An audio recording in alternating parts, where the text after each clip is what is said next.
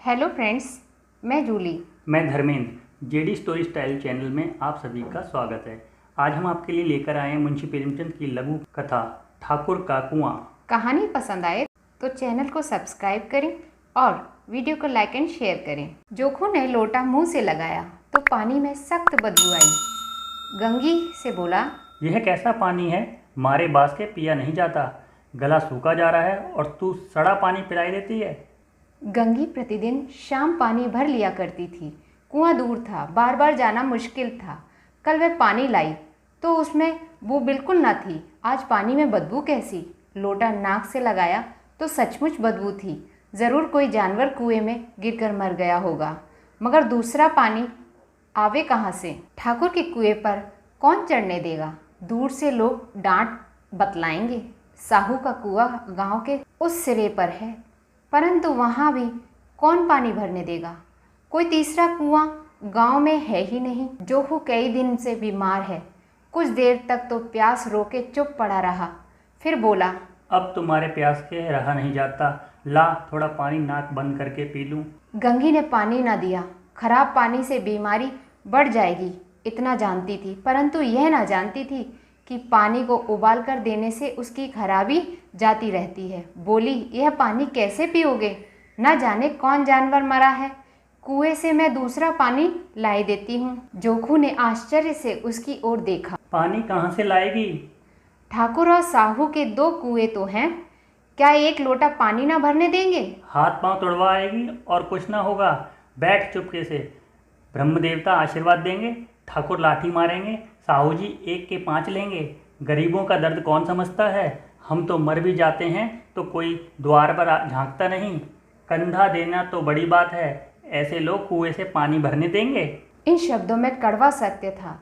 गंगी क्या जवाब देती, किंतु उसने वह बदबूदार पानी पीने को ना दिया। रात के 9 बज चुके थे। थके मांदे मजदूर तो सो चुके थे।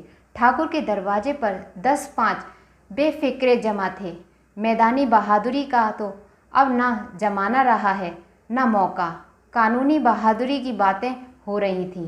कितनी होशियारी से ठाकुर ने थानेदार को एक खास मुकदमे में रिश्वत दी और साफ निकल गए। कितनी अक्लमंदी से एक मार्के के मुकदमे की नकल ले आए। नाजिर और मोहतमिम सभी कहते थे नकल नहीं मिल सकती।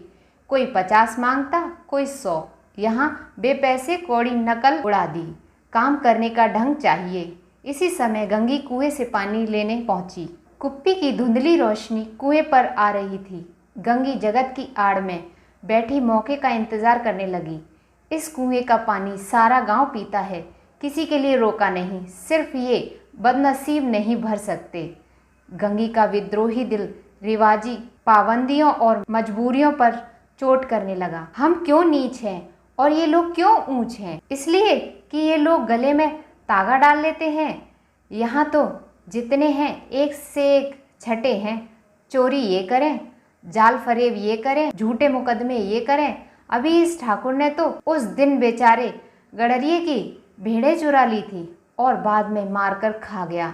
इन्हीं पंडित के घर में तो 12 मास जुआ होता है। यही साहू जी तो घी में तेल मिलाकर बेचते हैं, काम करा लेते हैं, मजदूरी देने नानी मरती है। किस किस बात में हमसे ऊंचे हैं। हम गली गली चिल्लाते नहीं कि हम ऊंचे हैं, हम ऊंचे हैं।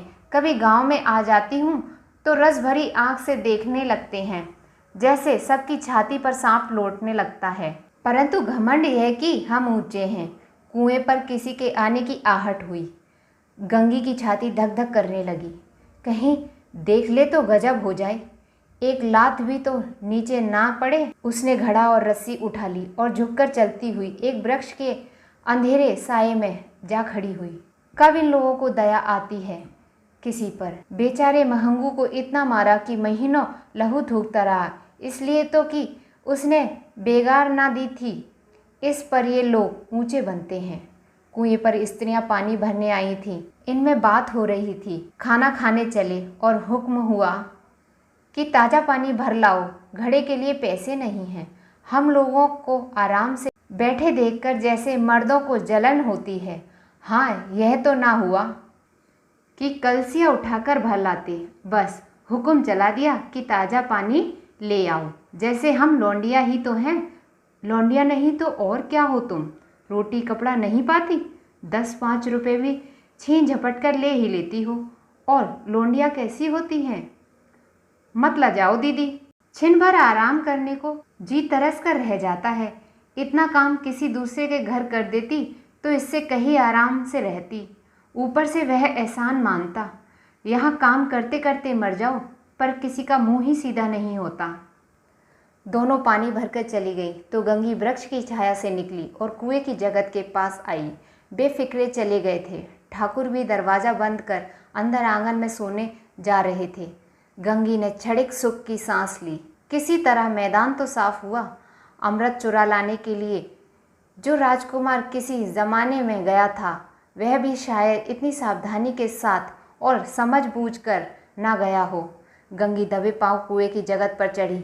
विजय का ऐसा अनुभव पहले कभी ना हुआ था। उसने रस्सी का फंदा घड़े में डाला, दाएं बाएं चौकन्नी दृष्टि से देखा, जैसे कोई सिपाही रात को शत्रु के किले में सुराग कर रहा हो। अगर इस समय वह पकड़ी गई तो फिर उसके लिए माफ़ी या रियायत की रत्ती भर भी उम्मीद नहीं। अंत में देवताओं को याद करके उसने कलेजा मजबूत किया और घड़ा कुएं में डाल दिया। घड़े ने पानी में गोता लगाया, बहुत ही आहिस्ता, जरा भी आवाज़ ना हुई।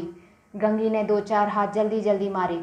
घड़ा कुएं के मुंह तक आ पहुंचा। कोई बड़ा सहजोर पहलवान भी इतनी तेजी से ना खींच सकता था।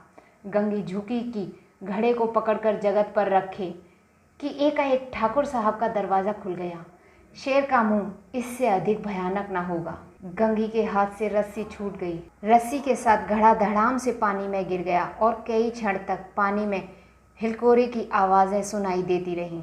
ठाकुर कौन है, कौन है पुकारते हुए कुएं की तरफ आ रहे थे और गंगी जगत से कूदकर भागी जा रही थी। घर पहुंचकर देखा कि जोखू लोटा मुंह से लगाए वही मैला गंदा पानी पी रहा है।